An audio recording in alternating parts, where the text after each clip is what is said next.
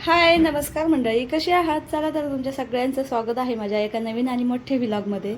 तर इथं ना सकाळपासून तर संध्याकाळपर्यंतचं रुटीन मी तुमच्यासोबत शेअर करत आहे. तर व्हिडिओ स्किप वगैरे करू नका, संपूर्ण बघा, कारण की आज किचनमध्ये खूप काही स्पेशल स्वयंपाक होणार आहे. तर म्हटलं चला तुमच्यासोबतही शेअर करते, मी दाखवते तुम्हाला की कायच आहे स्पेशल. तर चला मी ब्लॉगला स्टार्ट करते. इथं सकाळी सकाळी ना सगळेजण उठलो, अंघोळ वगैरे झाली होती, चहाही पिलं होतं. म्हटलं चला आता थोडंसं घर वगैरे आवरून घेते, नाहीतर ना राडा पडलेला असला ना तर हमखास त्या दिवशी कोणी ना कोणी पाहुणे येतात, असं होतं. तर त्यामुळं ना सगळं घर वगैरे पुढचं सगळं आवरून घेतलं आहे. आणि अजून माझं स्वयंपाक भांडे भांडे तर झाले होते, स्वयंपाक माझं धुणं वगैरे तसंच होतं. म्हटलं चला आता लगेच त्या कामाला लागून जाते. तर सगळं समोरचं काम उरकून घेतलं, किचनमध्ये आले आणि म्हटलं चला आता पहिला स्वयंपाक करून घेते. तर ना आज मला कढी बनवायची होती. कढी तर सगळेच बनवतात, तुम्ही म्हणताल त्याच्यात काय एवढं म्हणजे भारी आहे, पण कढी ना खूपच स्पेशल आहे. तर कशी भजे टाकून मला आज कढी बनवायची होती. तर तुम्ही कधी बनवली का, कधी खाल्ली आहे का? नसून खाल्ली ना तर एखाद्या दिवशी नक्की खाऊन बघा, किती छान लागते. तर ना इथं मी कांदा वगैरे कापत होते. म्हटलं चला बेसन पीठ पहिलं भिजू घालते आणि मग कढी बनवून घेते. आणि तसंच मी इथे केलं. म्हटलं चला आता बेसन पीठ भिजू घालते, मग नंतर कढी एकीकडे बनवून घेतली, एकीकडे तेल तापायला ठेवलं भजे काढायसाठी. आणि भजे काढले ना तर तशीच आपण गरम म्हणजे कढीमध्ये वगैरे टाकायची नाही. थोडीशी कढी थंडी झाली का मग त्याच्यामध्ये भजे टाकायचे. नाहीतर ना गरमच टाकले ना, गरम कढीमध्ये भजे तर सगळा चिखल होऊन बसतोय. त्याच्यामुळे ना कढीला थोडंसं थंड होऊ द्यायचं आणि मगच भजे त्याच्यामध्ये टाकायचे. तर हे बघा इथं ना बेसन पीठ मी भिजू घातलं होतं ना, मस्तपैकी भिजलेलं आहे ते. आता म्हटलं जरा तेलही तापलं होतं आणि लगेच आता भजे काढायला सुरुवात केली.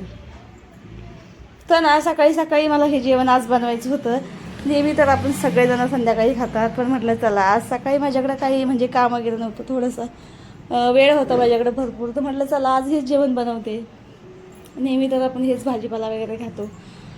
तर ना सगळ्यांना आज हेच खायचं होतं आणि दादूला तर भजी इतकी आवडतात ना घरामध्ये, तर त्यामुळेच मी थोडेसे जास्त भजे बनवले आणि म्हणजे खायला आवडतात त्याला, त्यामुळेच.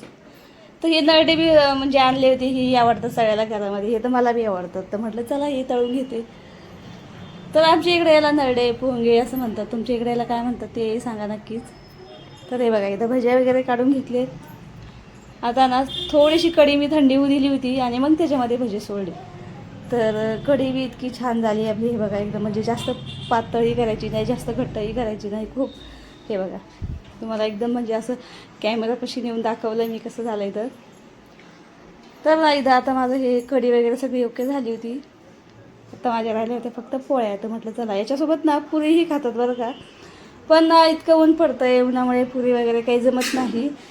तेलकट म्हणजे कोणी असं खातच नाही जास्त, आणि मुलं बी खात नाही घरात आणि आम्हालाही जमत नाही.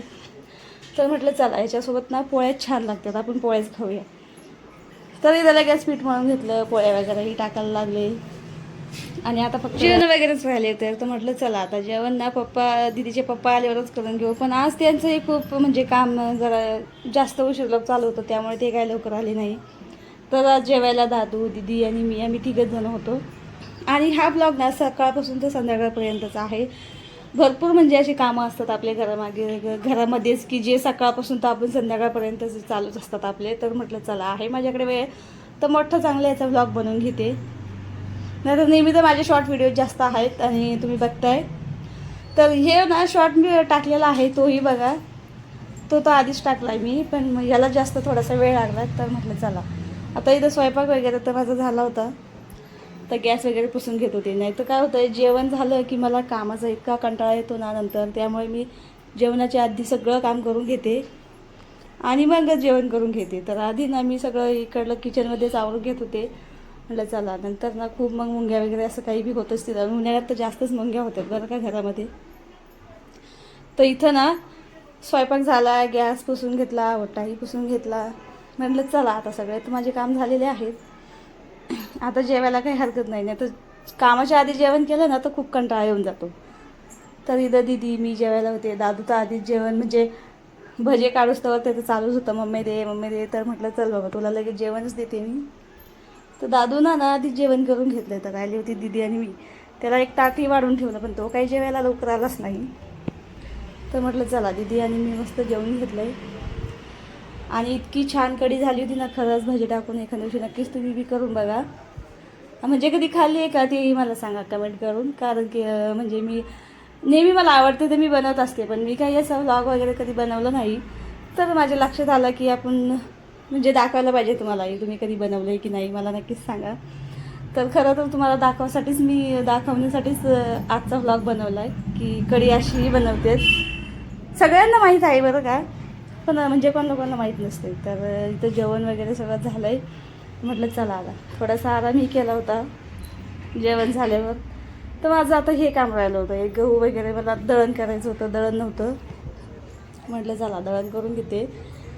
आणि दळणामध्ये एवढी घाण वगैरे तर काही नाही आहे, थोडीसं बारीक भुगा वगैरेच होता.